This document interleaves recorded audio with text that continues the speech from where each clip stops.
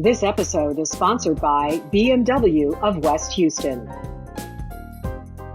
I don't know about you, but one of the things that I definitely did not miss during the pandemic was Houston traffic. Man, I really did not miss my commute. But I will tell you what I did miss.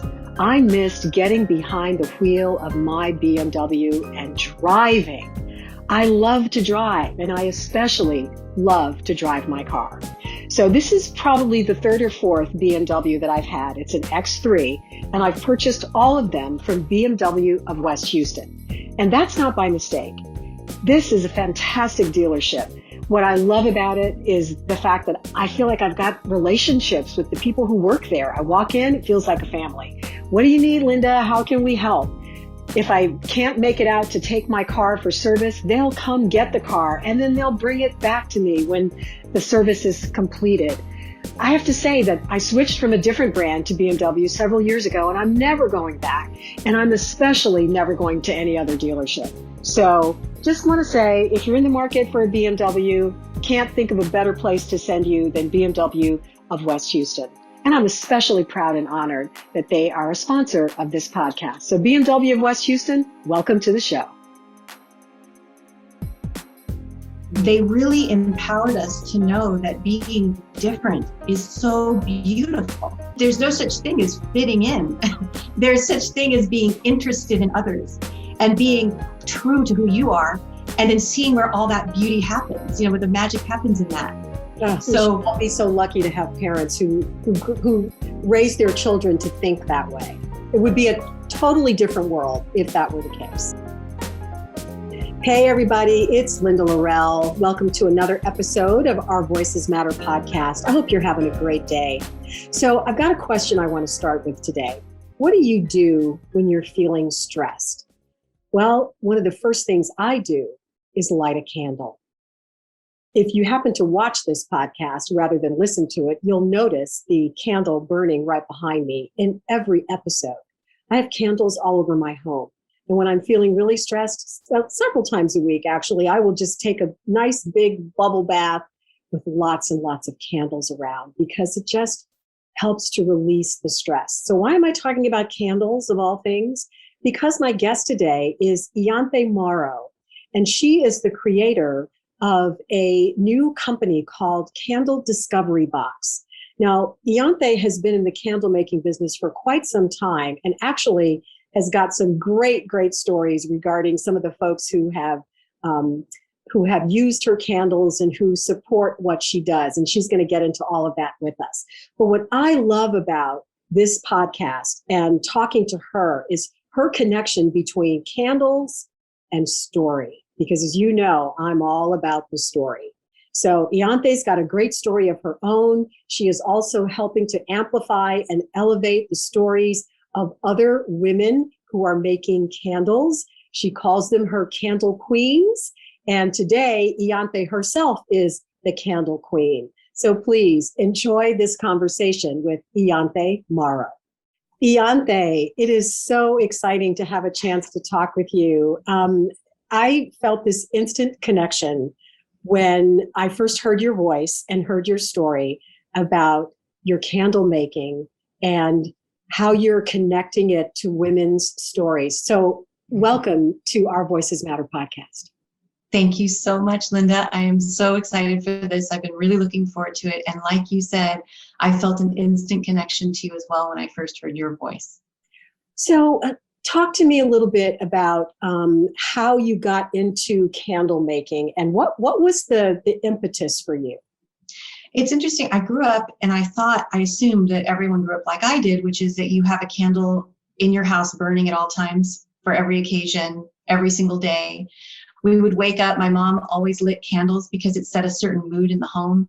My mom is not religious, but very spiritual. And that was one of her connections to her spirituality. So she imparted that to the whole family. At every single meal, we always had a candle lit. It didn't matter what time of year. There was no such thing as candle season in my house. It was literally all the time. So that was just natural. That was just part of my language growing up of what you have in a home. And so I grew up, I ended up becoming a mother, and then I had a very difficult year. It was 2008, I was diagnosed with Graves' disease, and all of a sudden everything that seemed okay started to unravel, because in addition to that diagnosis, there were a few other things that were going on with my health. And I also looked in my life and I said, I have two really beautiful young children, a boy and a girl. I was so grateful. And that was another long journey. There was some infertility issues leading up to that. I'm sure all connected to the Graves' disease. But in the end, I had this beautiful family, and I looked at it and I said, you know what?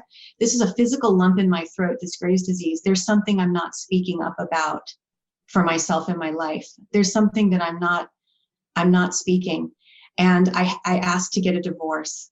And I was a person that believed you get married and it's forever, and you work things out, and you find your best and strongest self through working in a relationship.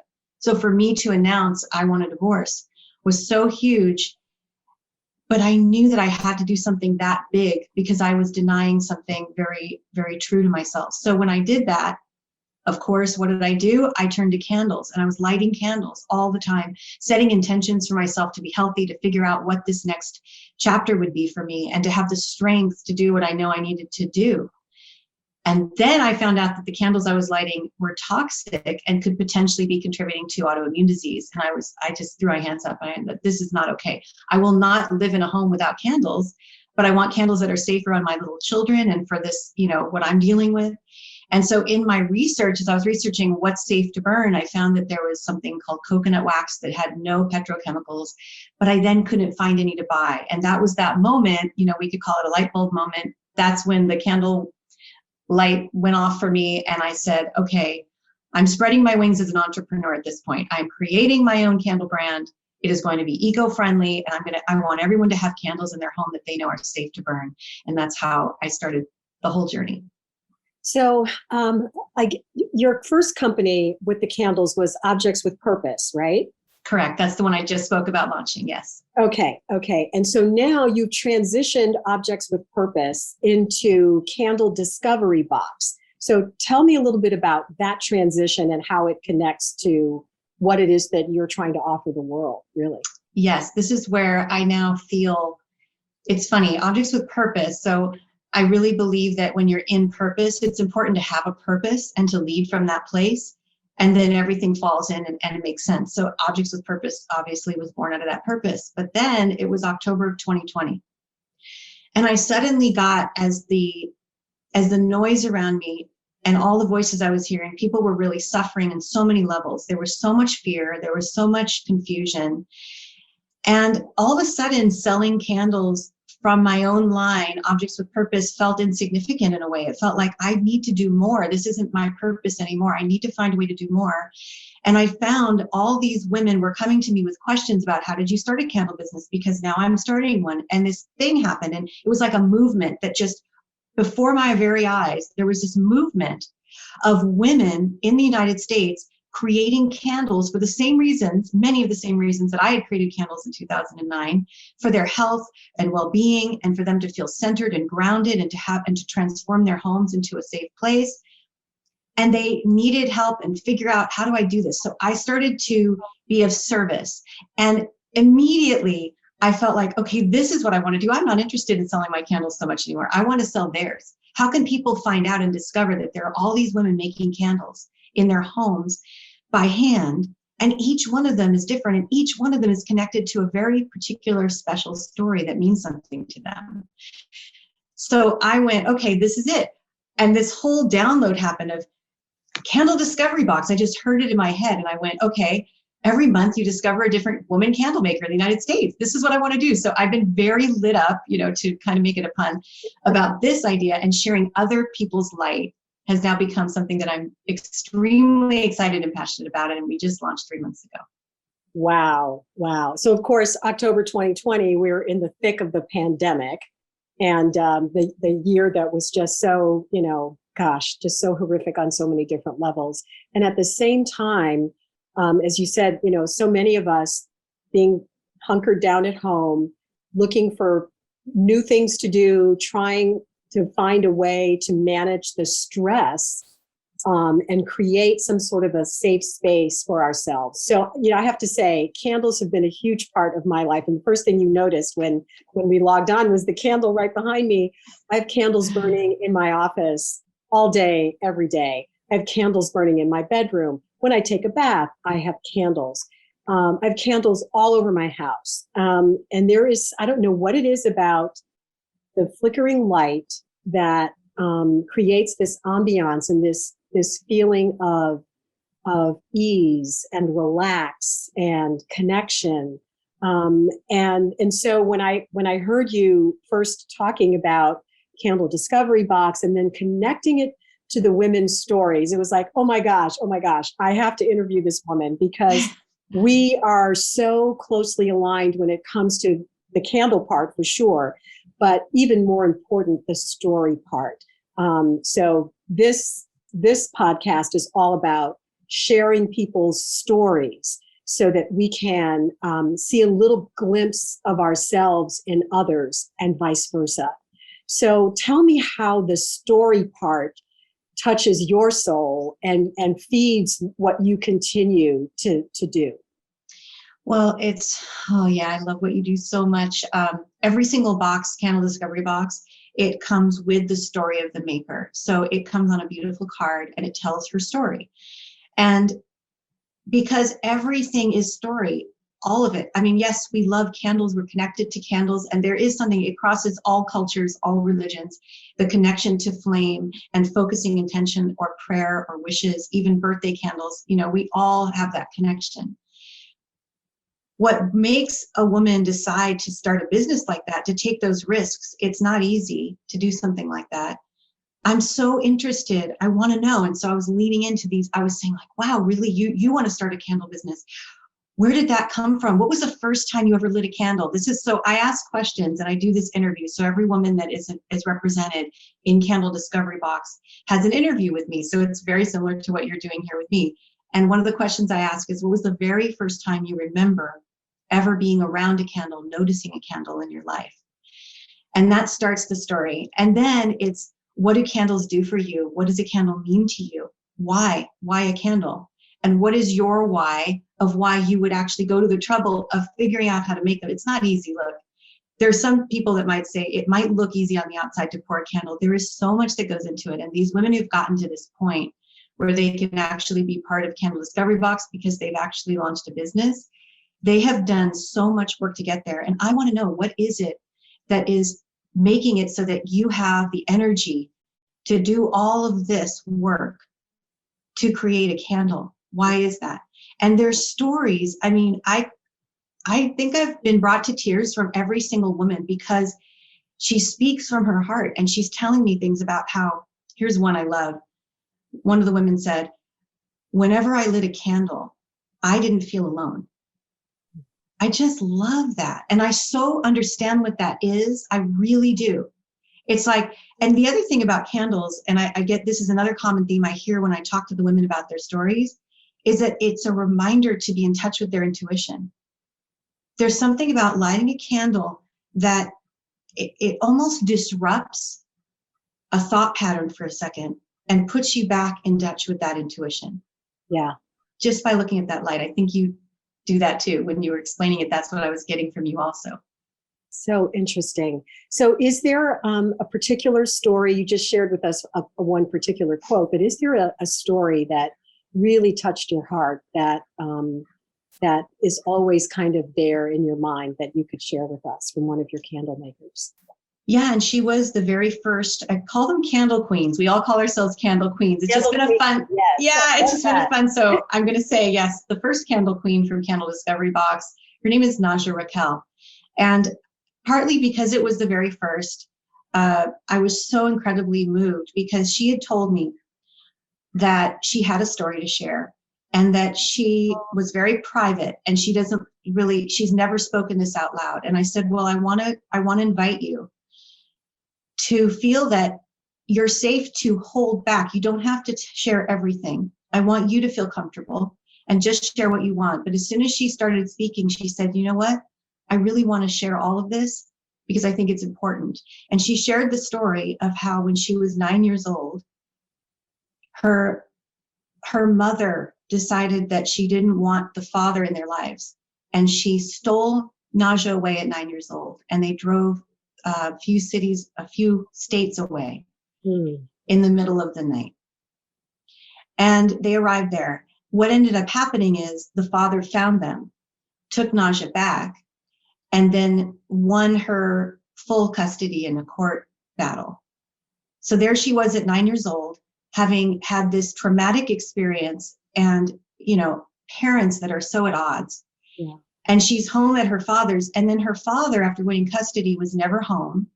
She was alone a lot. And this is when she said, and it really touched me, the candle made me feel like I was never alone. And she wasn't allowed to have friends over because all of her girlfriends' parents didn't feel it was safe to allow their child to be in a home where there wasn't a mother figure. Wow. So she was really alone. And her father also was an alcoholic. She shares all of this. And I found it was just so brave and beautiful for her to share this. And her point was, and I love this, then she became a mother herself. She has 2 young boys, and she became a mother herself and decided, I want to make peace with my parents.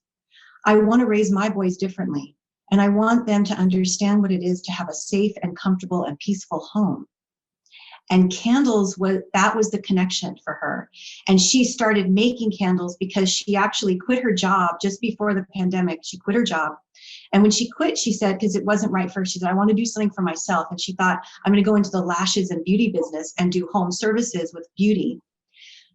But I can't stand the thought that I'm not going to be able to afford candles. And if I quit my job now, I may not have money to buy these candles, because she had candles all the time. Yeah. These were her friends, right? So she bought 100 empty jars at that point the day she quit her job, and she learned to pour her own candles. And then she would have one when she would do the beauty treatments. And then it was through that friends would come in, and clients, and say, what are you burning? What is that? And she'd say, well, I made it. And there you go. And then it became, so now she has her beautiful skin glory candles. On so many different levels, is that she was following her intention and her purpose. Her intention was to create a safe space for her boys that she did not feel growing up. And the only place she could get it was from a candle. That just gives me chills to think about that. And wow. So, okay. So I'm going to ask you the question that you ask of your candle queens. When is your first memory of lighting a candle or seeing a candle in your space, and how did it make you feel? I love that you asked me. I've never been asked. That's so beautiful. It's so sweet. You're so generous. You're such a generous host for asking this. I have so many early memories, and one of them that really stands out, and I think it's slightly unusual, is I went to a preschool. It was called Waldorf. It is it was started in Austria, but it's around the United States. So some of your listeners might have heard of it, the Waldorf School. And in preschool, our teacher, her name was Miss Kaplan, and at snack every day, she would light a candle. She'd gather the children around. So imagine, we're preschool, you don't light open flames. Like now I think this must sound crazy to people, but this was so memorable to me. She would gather us around, and we would light the candle. And then she would say, Earth who gives to us this food, sun who makes it ripe and good, dear sun, dear earth, by you we live, our loving thanks to you we give, blessings on this snack. I mean, so, oh my God. I know, I have not said that out loud in here. Oh my goodness. Yeah, so it was happening at school. And then a couple other little moments that flickers that I get too when you ask that question is, my mom always has an altar in her home. There's always an altar, and it's not just for people who've passed. She'll have photos of people that she wants to send healing to, that she's thinking about. And I remember that when John Lennon was killed, I remember my mom turned all the lights off in the house and had a candlelight vigil in our house going, and had put pictures of John Lennon there. And that was really powerful for me as a child. I don't remember what year he was killed, but I was young, elementary school. And I remember that very powerfully, that the candle was so important in that moment, and we weren't going to have any electric light on. For at least 2 days, we didn't have any electric lights on. Mm. So those early memories can be so powerful and so instructive in how our lives end up playing out. You never know when something like that is going to spark an intention or an idea or a path that we might take. So tell me, where did you grow up? What was your childhood like? Okay, so I was born in Boston, Massachusetts. My father was completing a PhD at Harvard. So I was born, my parents had a very tiny little home. I think it's cute because I think it was on Rice Street, if I remember correctly. And so my father was finishing his PhD, and we had no family in the East Coast. All the family, my parents were originally from California, so they had all the family there, grandparents and extended family. So when I was 7 years old, it got to the point where we need to have the children. And I had a younger sister. They need to be around family. So we moved to California, and the move to California was highly unconventional. I remember that. Okay, I was 7 years old. We had a van. In the van, on the drive, we had a goat with us in the van. Goat? Why? Why? This is the thing. Like, I don't remember why. I also remember that there was, like a potty seat, like you'd have, not like a child's potty seat, but like a potty seat bedpan kind of thing, right? Yeah, okay. We had that in the van, only it wasn't to use for what the original use was. It was filled with coins. I don't know why, but I'm remembering this. I've never ever shared this, but this whole drive from the East Coast to the West Coast was so bizarre. It's like one day you cannot write this stuff. This is just, it was crazy and cool. Anyway, we landed in California. We had family around us finally. And then we ended up in Orange County. My father got a position at a job in Orange County. And I always say we were the freaks of Orange County because we were so different. We were in this place that our name, first of all, my father he's the first generation born in the United States. His father comes from Russia. So my maiden name is Kabakov. So I was Ianthe Kabakov, which already is a crazy mouthful. You're in Orange County, 10 minutes from Disneyland. Ianthe Kabakov was considered highly unusual. Yeah. So it was, what I love about this is, here's the thing. Growing up and feeling always like I was different and wondering I know I seem weird, and I learned to embrace that difference because of the kind of parents that I have. They really empowered us to know that being different is so beautiful. That there's no such thing as fitting in. There's such thing as being interested in others and being true to who you are, and then seeing where all that beauty happens, where the magic happens in that. Yeah, we should all be so lucky to have parents who raise their children to think that way. It would be a totally different world if that were the case. So yes, go ahead. I'm sorry. I'm just so grateful. No, so I'm grateful. So when you ask me, my upbringing, where I came from, I come from this bubble, this kind of magic bubble that my parents created, where we had people from all over the world in our lives. My mother was a flamenco dancer. Wow. My father, yeah. And my father, yes. That's one of the things that I really want to learn how to do someday. Huh. Where's your mom from? Well, so this is another interesting. So my mom was born in Texas. And when she was 2 years old, her family moved to California. Her love for flamenco came because she always felt like she didn't fit in her life. She ran away from home at 14 years old. Mm-hmm. And she ended up going to an underground club that had flamenco dancing, and she had never seen anything like it. She was 17 at that time, and she fell in love with it. She changed her name to Antonia Rojas. I won't mention the name it was before because she doesn't love it, but I will tell you that she became Antonia Rojas. She legally changed it at 18, dyed her hair from blonde to black, and toured all over the world as the lead dancer in the Jose Greco company. That's astounding. That's a huge company. I mean, wow, that's incredible. So do you flamenco dance yourself? Do you know how to do it? Yeah, I do. So I was raised flamenco dancing, tap dancing. My mom had a background in all dance. She had done every kind of dance before she discovered flamenco. So I can do it. And I'll tell you, flamenco is also a story. It's all about story. It's storytelling through dance. Yep. And that's the connection to story.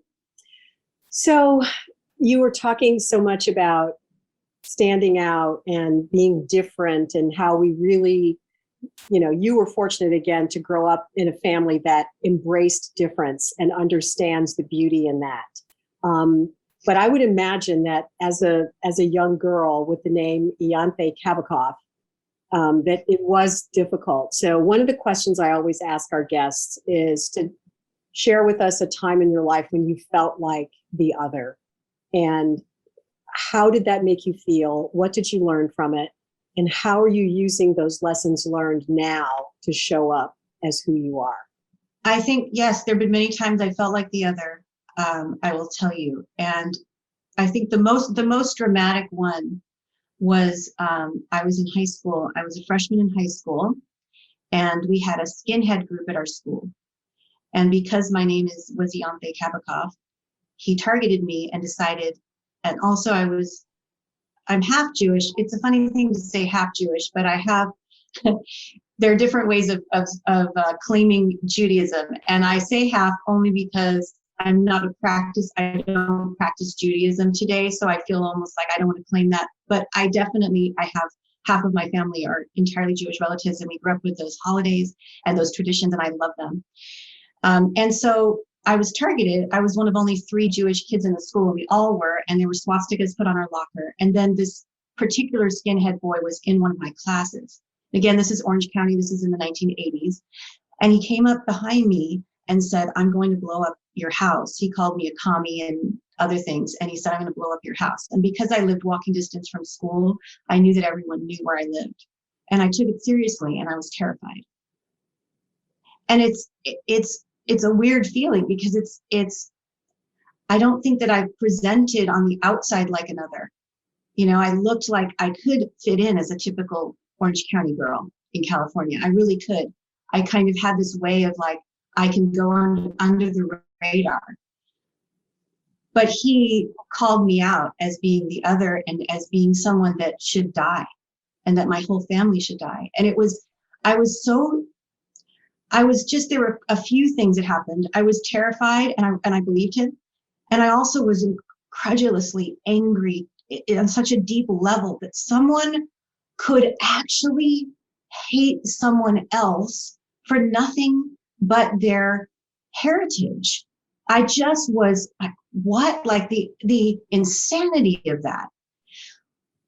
And I was a child, as a 14, 15, I think I was 15, year old girl, what did I do with that? So what I did was I found the toughest kid in school, who I knew behind the scenes because our families were friends. He was the toughest kid. Everyone was scared of him. I remember he had a scar across his chest from a bottle fight he'd been in with broken bottles, and he had piercings everywhere. He put safety pins all down his arms, and I went to him. I didn't go to the authorities. I didn't go to and I don't know that I'm just telling you what happened. I went to him and I said, "Eddie, this is what this guy said to me." And he said, "Oh, who is this guy? Let me point him out." And I did. And he said, "I'll take care of it." And I went home, and again, like I said, I believed that one kid and was scared. I also believed Eddie. And for some reason, I felt safer just telling him. I don't remember if I told my parents even. And I want to unpack that at some point. As if you had told your parents. I was wondering that. And you don't remember if you did. I have a feeling that there was somehow a little bit of shame around this, which is so weird. But I'm being really honest with you right now. Be ashamed to tell your parents that this had happened, that this person had made this threat against you and your family? You felt shame in that moment, do you think? Yeah. I think that as that child did. Now, of course, no, but I'm trying to get back into who I was then. Mm-hmm. I didn't want to cast light on this. It was so gross to me. I just didn't want to. I wanted it to go away. I didn't want it to even be a thing. Mm-hmm. And in telling by giving voice to it, that would have made it a thing. By giving voice to it in your family unit, as opposed to giving voice to it with Eddie, who you felt could help you do something about it. Yes. Yeah. And you can probably tell because I'm smiling right now. He did something about it. So what ended up happening is I went to school the next day. I almost didn't go to school. And I remember having a stomach ache and physical issues. I remember thinking, I can't be here. And then I went to school, and then I was so scared to go to that class, and I held back, and I didn't want to go in, and I finally did. And there he was. And this kid was, the skinhead was standing there, and he was holding the door open for me and waiting for me. And I thought, oh no. And I just pulled myself up and I just walked straight through the door. And he said, have a nice day, and wouldn't give me eye contact. And his voice was completely different than from the following day when he threatened me. And now it was, he felt scared and he wouldn't give me eye contact, and I never had a problem again. And I asked Edward, I said, what did you do, Eddie? And he said, I took care of it. I took care of it. So, oh, he put the fear of God in him for sure. Oh my goodness. Huh. Okay. So yeah. what did that teach you? What did you learn from that experience? We have to take care of each other. We have to stand up to bullies. I needed to go to school. I needed to go back to school, and I needed to take care of it. And I needed to have him confronted. We also need to take care of ourselves, know what our limits are, know when we need to pull in the people that we need to protect us in our circle, and know who those people are, and be smart and strategic about who is the person that's going to help not escalate things, but help diffuse things and help people be safe. I think that's what I learned from that. So many valuable lessons there. I mean, really, it's okay to ask for help. You know, surround yourself with people that you know are going to have your back, that are, you know, aligned with you in terms of how you view the world. It's so interesting. So I know I'm going to fast forward a little bit, because in our pre-conversation, you mentioned also that you've been an actress. So tell me about your how did that come about, and are you still acting? So my whole life, I was one of those kids that knew from the moment I could speak, I wanted to be an actress. And I had my Oscar speeches practiced and rehearsed, and I knew what I would wear to the Oscars, and this was the kind of kid I was. Yes, absolutely, absolutely.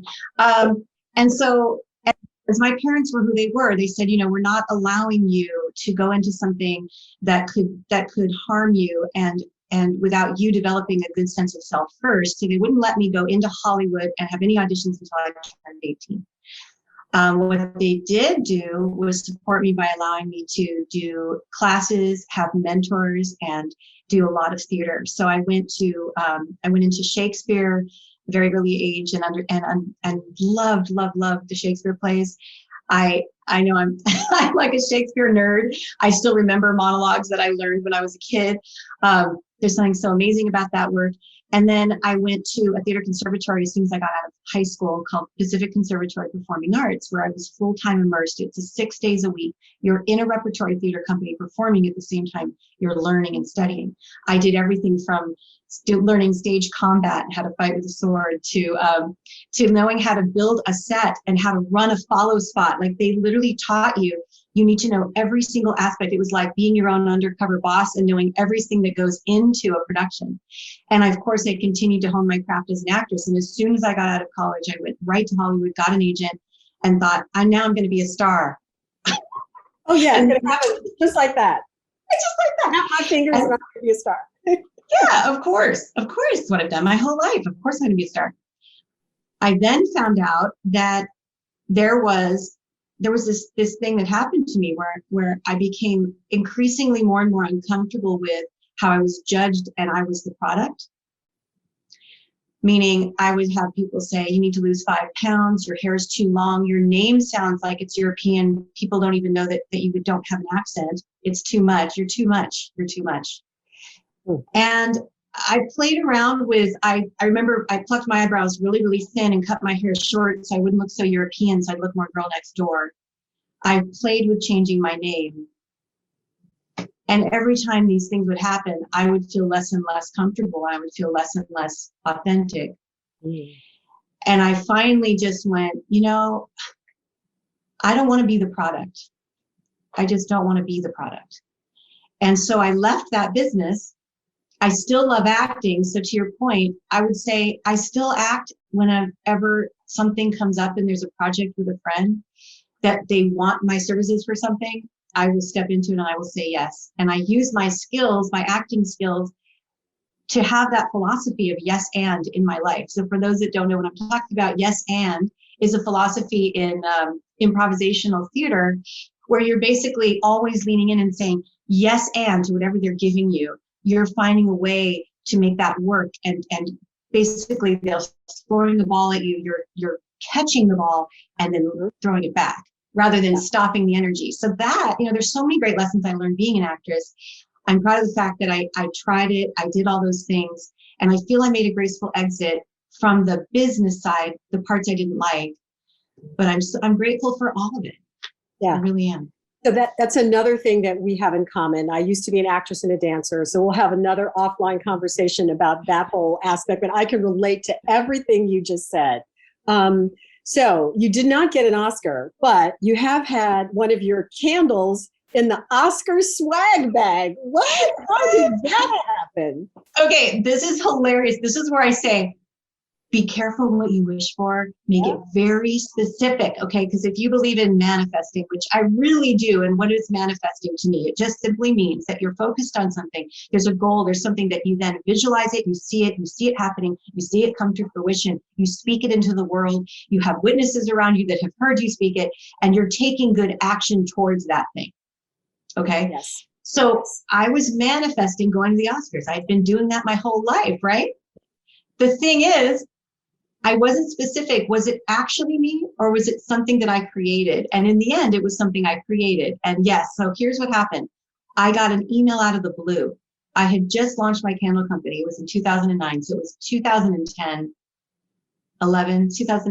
I got an email, I think it was around 2010. So I hadn't had my business long, saying, I work for this person, this agency, and we set up the Oscar swag bag, and we're looking for a luxury candle for the bag. Would you be interested?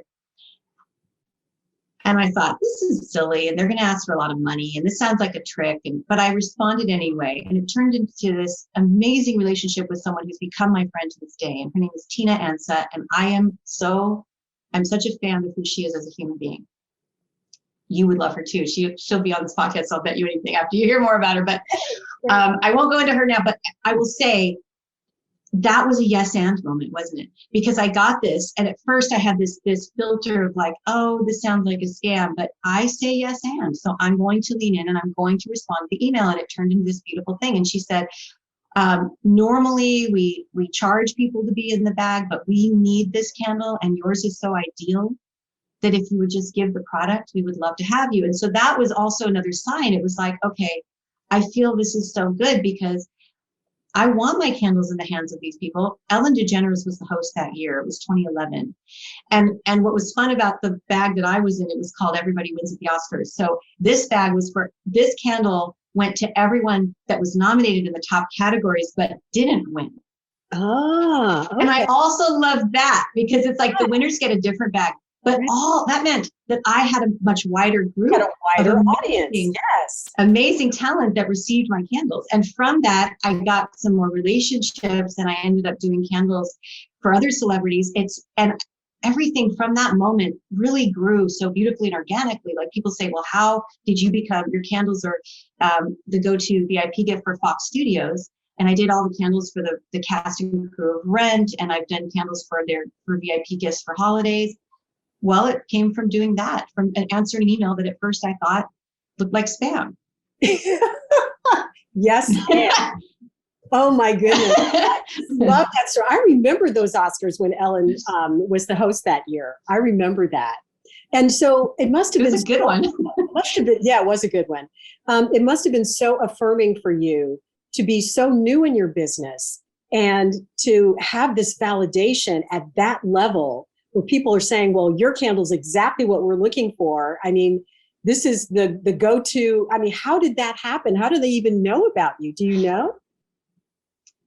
I do. I'll tell you how.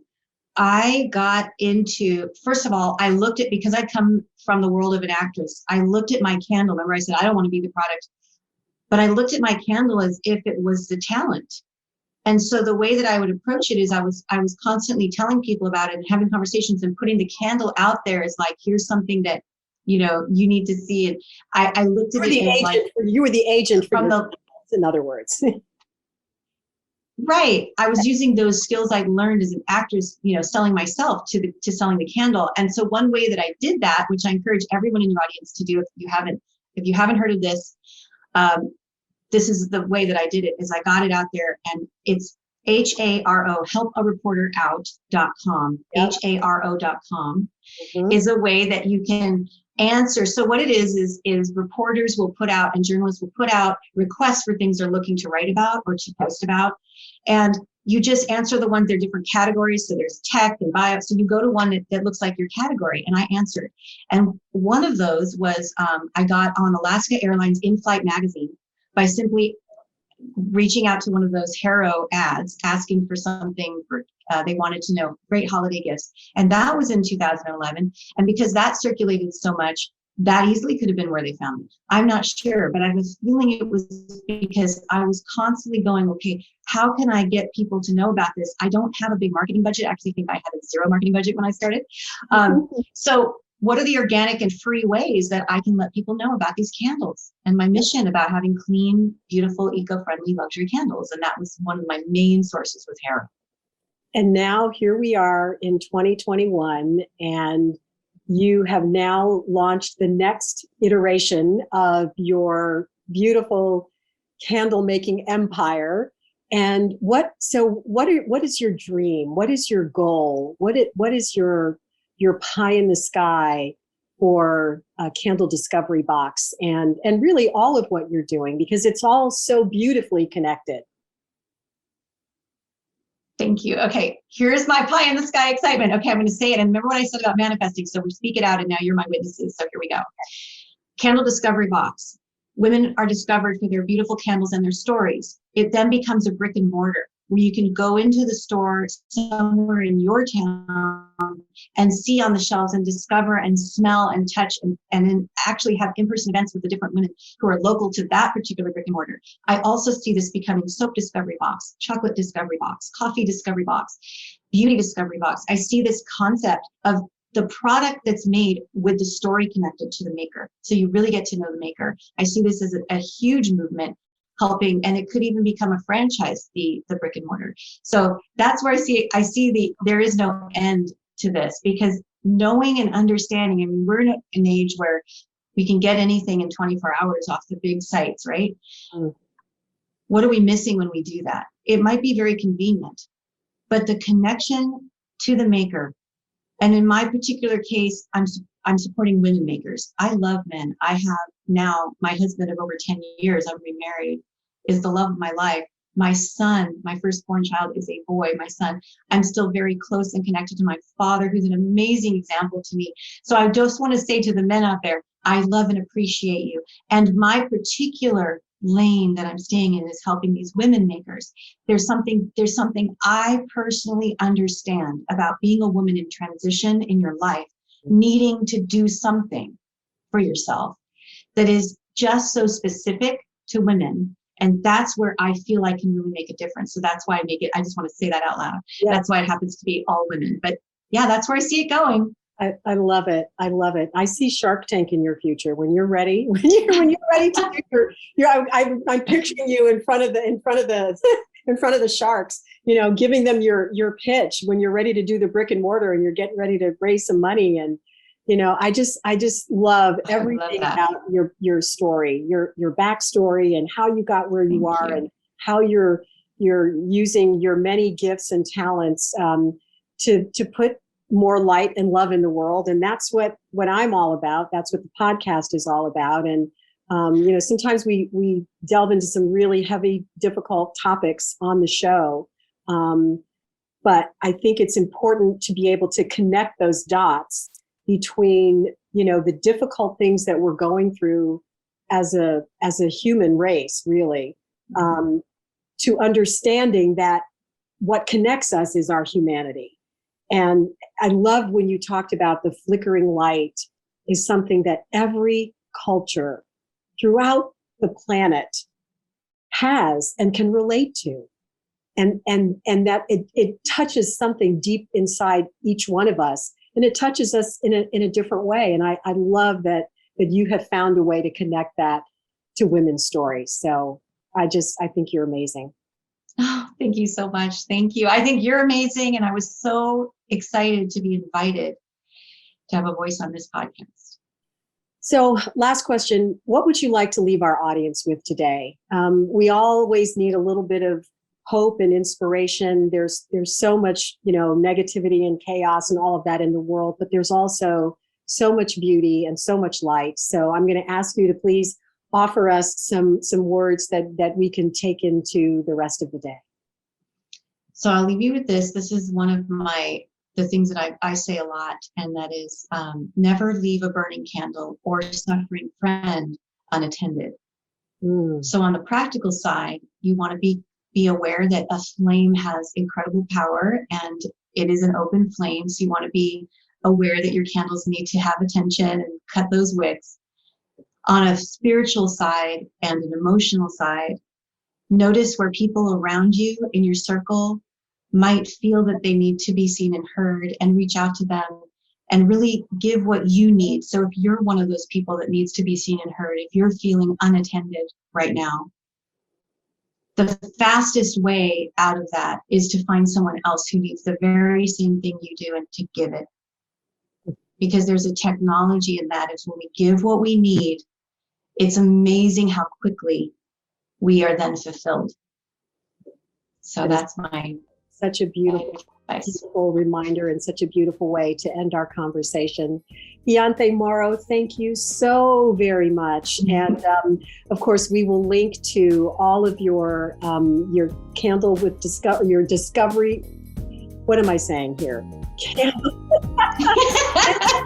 discovery box. Right? Yeah. I'm thinking objects with purpose and candle discovery box. We'll link to everything on our podcast page for this episode, and put everything in the show notes, and just wish you the best as you go forward in manifesting the beautiful dream that you just laid out before us, and we're all witness to it. So we're going to continue to follow your journey as you light up the world, really. So Ianthe, thank you so much. Thank you so much, Linda, and thank you all. I hope my conversation with Ianthe left you with a big smile on your face. It certainly did that for me. I hope you enjoyed the conversation and that you will take what you learned and move about your day in a positive, uplifting way for yourself and for those around you. Thank you for being a part of the Our Voices Matter podcast audience. If you like what we're doing, please subscribe, leave us a great review, and spread the word. Thanks so much again, and we'll see you next time. Thanks again to our sponsor, BMW of West Houston. There's a special offer for members of the Our Voices Matter podcast community. Just click the link in the show notes, bmwwest.com.